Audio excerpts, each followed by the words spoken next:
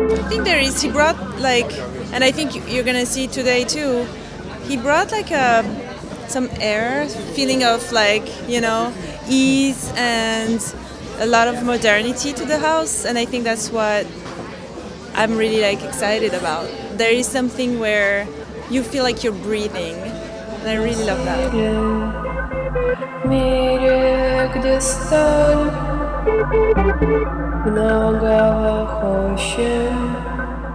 How can you describe rough aesthetics in the Dior house, what he creates for this house?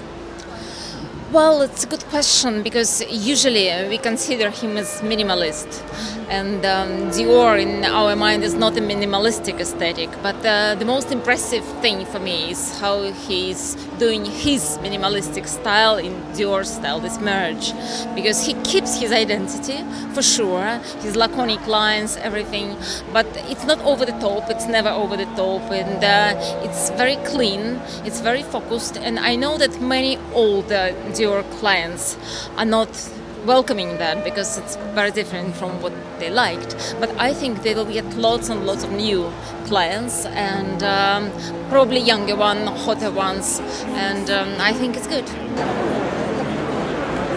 What I love about what Ralph has brought to Dior is the fact that he has such a knowledge and understanding of the history of the house, but at the same time he has such an ability to make everything look modern. So we have the feminine spirit with the excellent tailoring. It's a wonderful combination.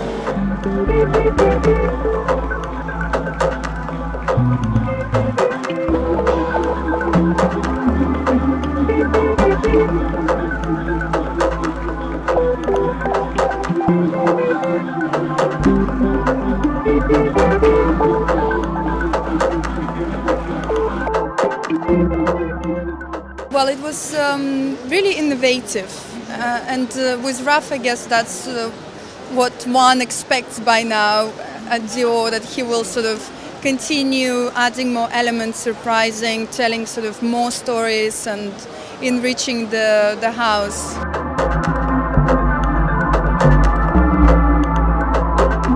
And you're wearing shoes from your charity collection, right? Yes. Can you tell us about it?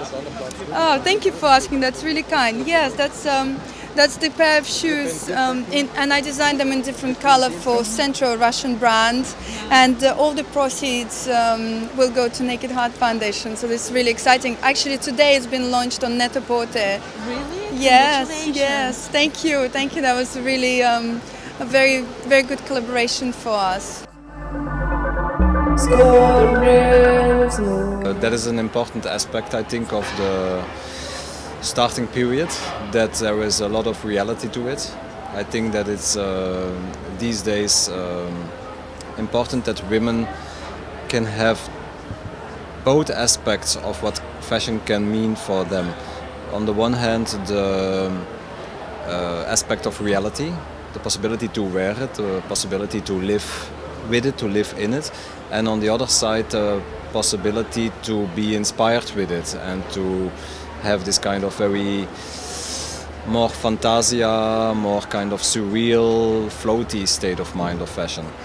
And I think that this was a collection which was very much about trying to fuse these contrasts together. So it's very much a juxtaposition of two different possible state of minds. And I think what is important is to see that in Dior we are a huge brand. We're not talking about niche brands, so we are serving a lot of different women. You know, not only one type of woman, not only one state of mind, not only one psychology. And I think that I try to make collections that are not meant to be pinned down in terms of explaining them on one shape, on one look. And in that sense, I think it's more interesting for me in this moment in time to have a red thread through the collection which speaks more about a certain kind of psychology and state of mind. Can you tell us more about the prints? Do they come from archives or not? The Andy Warhols are a collaboration with the Warhol Foundation.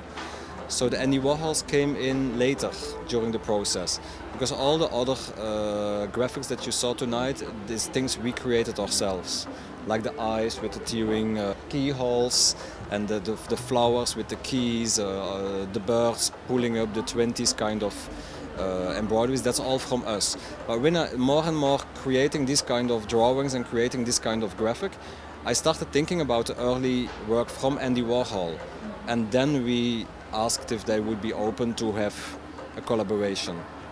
And it was a fantastic experience, because when you think about Andy Warhol, you think that's never possible, you know, because there was a little bit the same when I used to contact a state of Picasso. You think not possible, but if these people feel an interesting way of, you know, like thought process, and a very well and serious considered relation between works, they are more open than I thought even myself. So the shoes, for example, and all the drawings from Andy Warhol are literal Andy Warhol drawings.